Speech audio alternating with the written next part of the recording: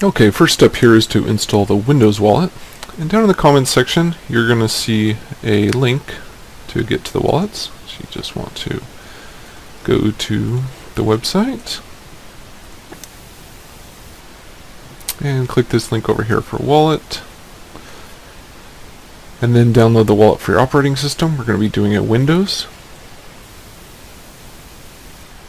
Just click download.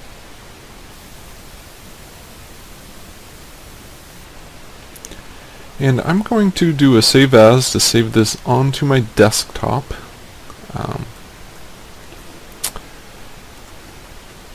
What you can do is save this wherever you want, but one thing you might want to do is, so this is your actual wallet executable. Now, one thing I probably suggest you do is store this executable with the rest of your programs on your computer. So what you can do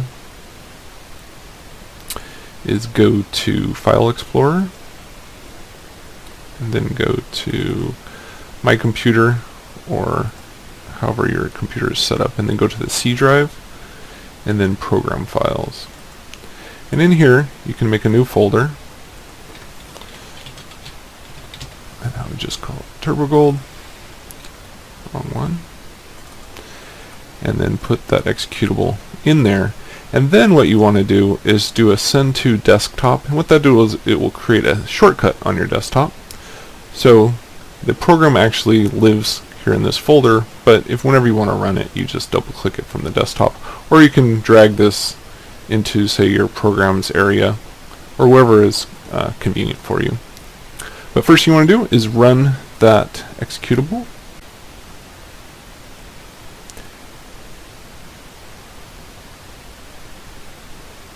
And the first time it opens up, it's going to do this synchronization where it downloads the blockchain.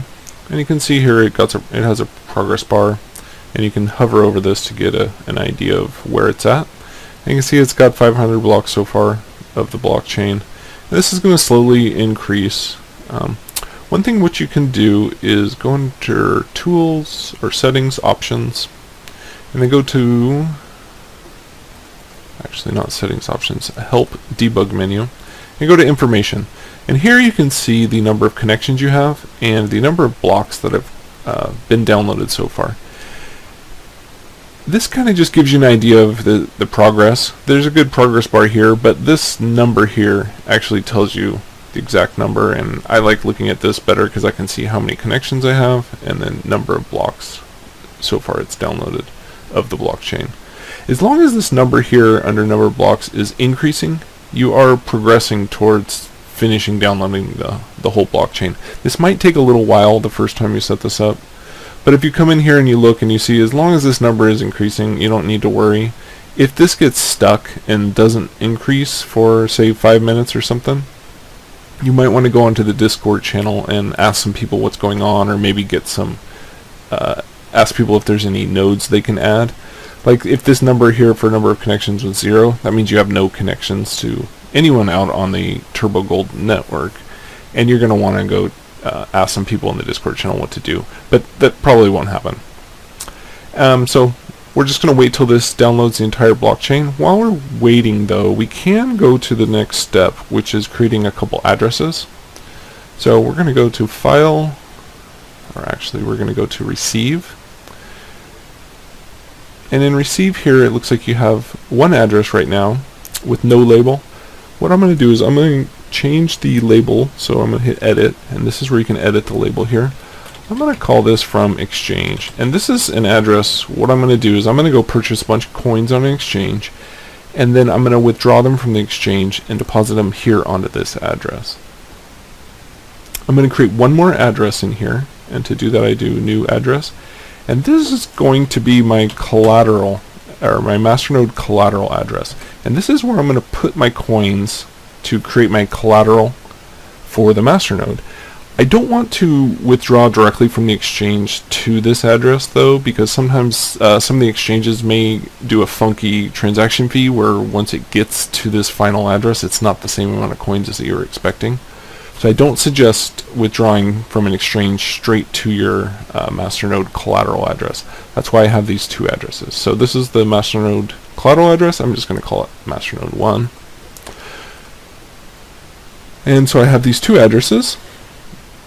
Now that I got a couple addresses, you can create as many of these as you want. So if you're going to be buying from, say, 3 or 4 different exchanges, you could create 3 or 4 different addresses to collect. But I like to just have one, because I'm going to go buy, well, in this instance I'm only going to have one because I'm going to buy from one exchange. But if you're buying from a bunch of exchanges, you might want to create a separate one from each. That way you can kind of make sure that the transactions you submitted are there or not, or make sure they jive with what you're expecting them to be. But in this instance, I'm going to have one for the exchange address and then one for the collateral address. So now I got my two addresses. I'm going to, first thing do is encrypt this wallet. That will put a password on this wallet. So there's two terms, encrypted wallet and a locked wallet, and they're a little bit different. Encrypted just means there's a password on your wallet, and locked means the address is locked from someone being able to use it, and the only way they can unlock it is use that password you used to encrypt it. So encryption is really just adding a password to your wallet, and locking and unlocking is what you kind of do with that password. So what we'll do is do encrypt wallet, and I'm going to give it a very simple passphrase. You don't want to do a very simple passphrase. You want to do something more complex than this, but I'm going to do a very simple one for right now, and I'll just hit OK. It says, warning, if you lose your passphrase, you're going to lose all your coins. That's something to remember, so make sure before you put any coins on this wallet that you actually are able to unlock this wallet, and I'll show you that in the next step. So just a warning, hit yes. It says it's going to restart the wallet, or it's going to close down the wallet. You'll have to restart it, and it's also warning you that any backups you previously created need to be redone. So we closed it. I give it a few seconds to actually do the closing. Sometimes these wallets do some cleanup activities on indexing of the database they have, the internal database. So you just want to give them a few seconds after you close them before you try to open it again. And so now we opened it again, and you can see our icon has changed to a locked, and it's saying the wallet is encrypted and locked. Before you ever try to send any coins to this wallet, you're going to want to make sure you can unlock the wallet, because if you tried to send coins to this and then you figured out later that you couldn't unlock it, you can't get to those coins. So first thing I like to do after I lock a wallet is make sure I can unlock it. And uncheck this for staking. We want it fully unlocked. This is something that is a later step that you could probably check out if you go look at how to do staking on coins. Right now, I want to do a full unlock, so I uncheck that staking only. So I put in my password, hit OK, and you can see this icon change. Now it says it is encrypted, but it's currently unlocked. So that is good. That means I know my password, and I would save that password somewhere that is not in the same place as you save your backups of your wallet, because if somebody has a backup of your wallet and they have your password, then your wallet really is not encrypted, because they have the password to get to it. So make sure if you encrypt it and you make backups, you save the encryption key. Like if you write it on a piece of paper or something, don't store it in the same place you store your backups. So now we have this encrypted wallet. The next thing I like to do is make a backup of the wallet. So go to File, Backup Wallet, and I'm just going to put this on the desktop, and I'm just going to give it a name of the coin name, and then I like to put a date on here just so I remember when this was created. And then I always put a wallet.dat, and that makes it lets me know that this is definitely a wallet.dat file, because if you just put a coin and then a date, you don't really know for sure that it's a wallet.dat. All of the wallet files, every backup you ever create is going to be a wallet.dat. You're backing up the wallet.dat. So I like to just leave that there at the end. Okay, so on the desktop we're going to save that, and you can see that it saved it. So the next thing I would do with this is I would put this onto a thumb drive, and then say throw that thumb drive in my safe, and then put the password I have, if I have it written down or if it's in a password program. Just make sure that password is in a different location than this actual backup. So that's about it for the wallet. The next step is letting this thing finish its synchronization, and we can do a quick double check to see where it's at. We can see by hovering, but I like to come back in here and make sure we still have lots of connections, and we're downloading the blocks. So really we just need to wait a minute, and what I'm going to do is I'm just going to fast forward the video while this finishes, because you really don't ever want to send any coins to this wallet until you A, are able to encrypt it and decrypt it, and B, make sure it actually synchronizes with the network. Because if you try to send coins to this wallet and it can't synchronize with the network, you're never going to be able to see those coins in this wallet, and you're going to think that your coins disappeared or your coins don't exist. So before you really start using this, I always like to let it sync up. So I'm going to just sit back and I'm going to fast forward the video while it syncs up.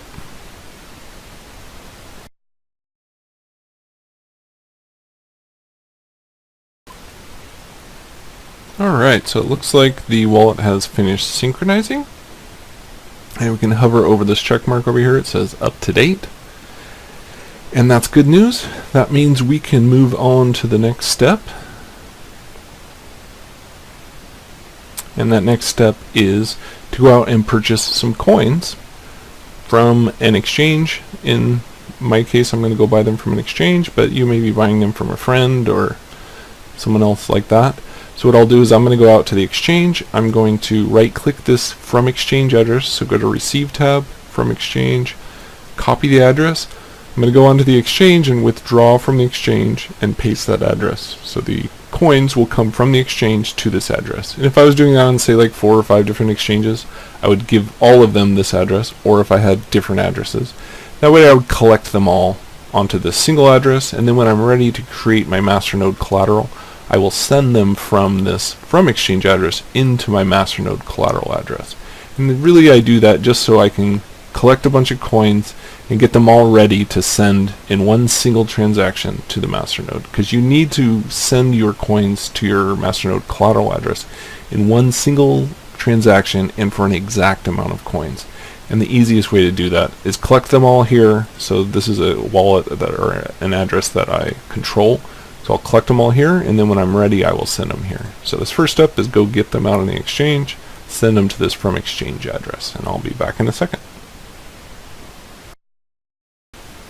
Alright, so now I have purchased some coins, and if I go to the transactions tab, you can see here that I have sent myself from an exchange, or to my from exchange address, 801 coins.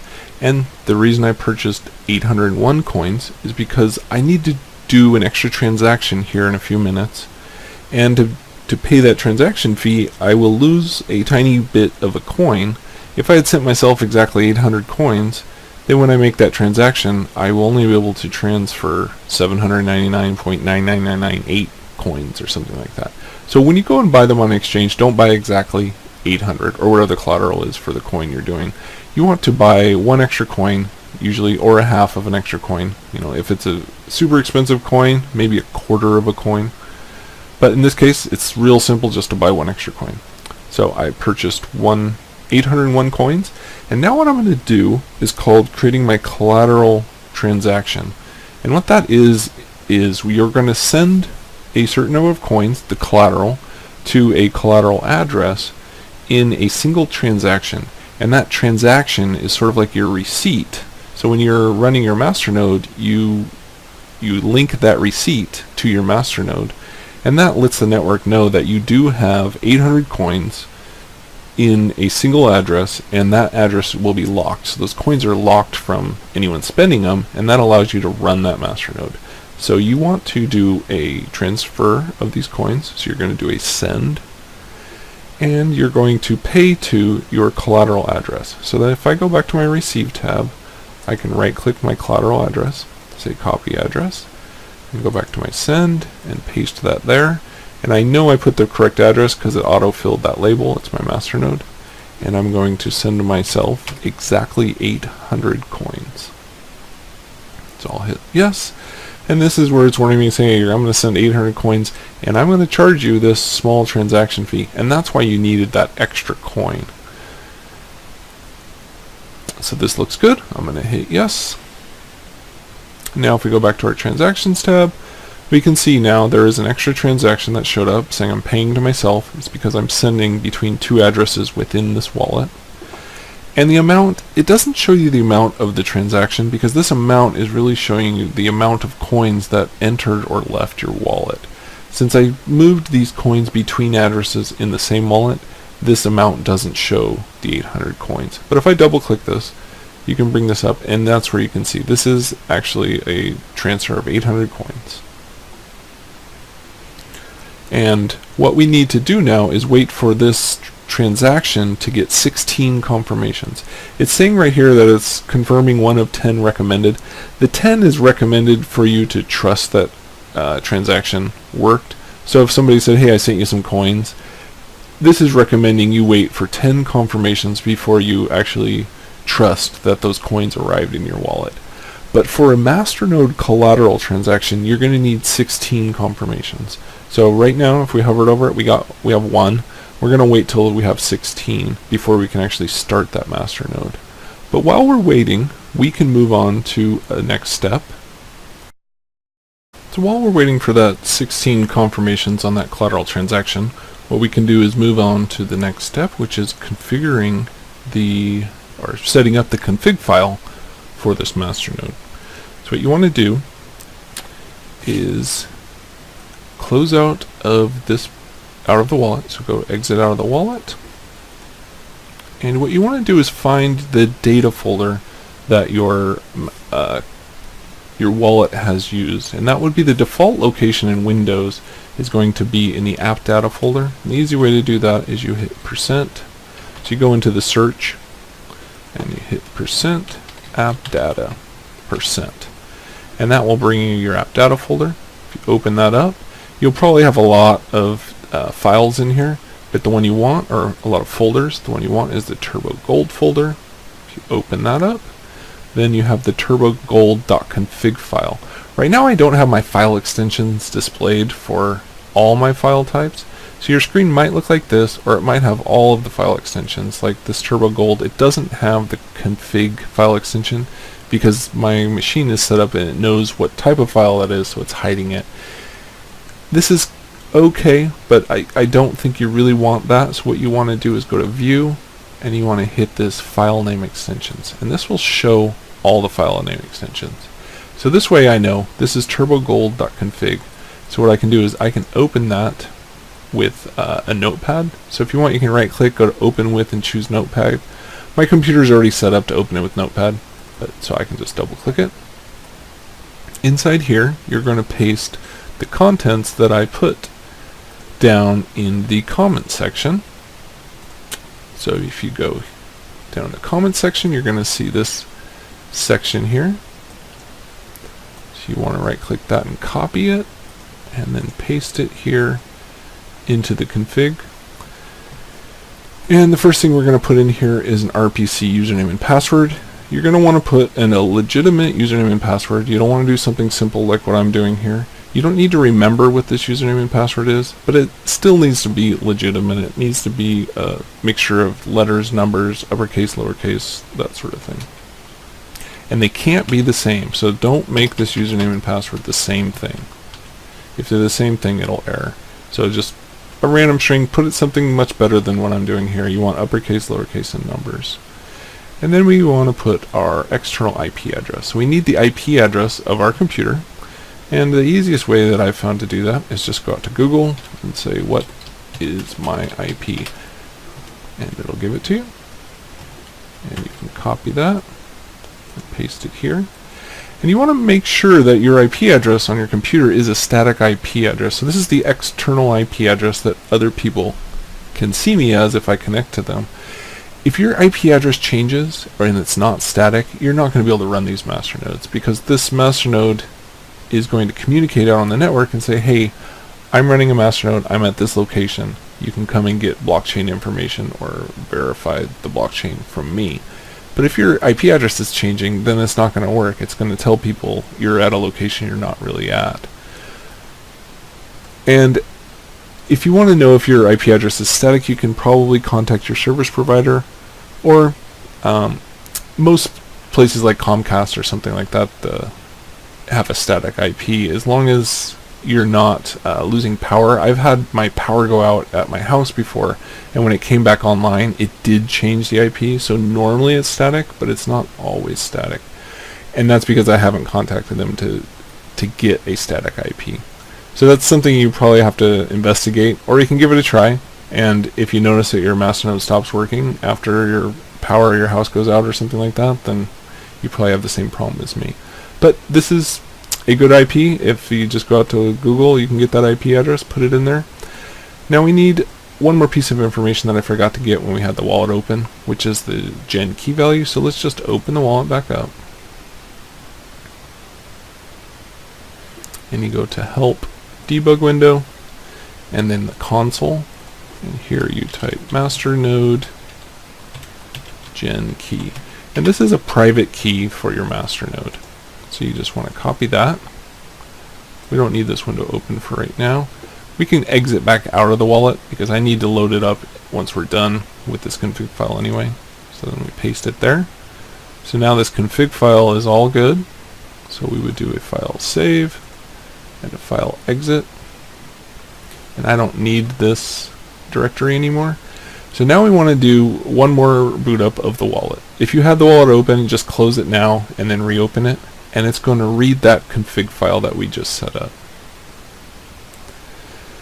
And we'll give it a second to get a couple connections.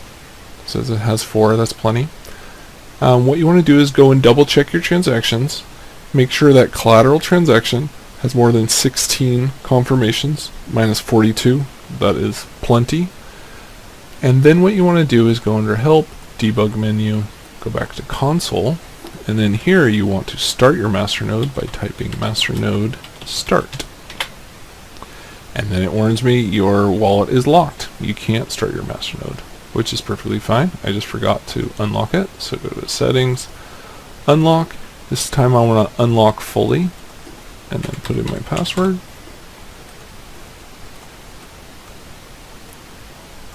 And then now I will try that again. I can type masternode start, and this time it says successfully started the masternode.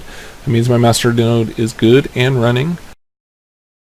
So one thing we can do to do a good verification that our masternode is visible out on the network is check on the block explorer that our masternode is visible there. And what you want to do is open up your browser, and then down here in the comments section I do have a link to a good block explorer. If this block explorer doesn't work, you can go out on their Turbogold's website, or you can check in the Discord channel what the latest block explorer is. But this one works right now.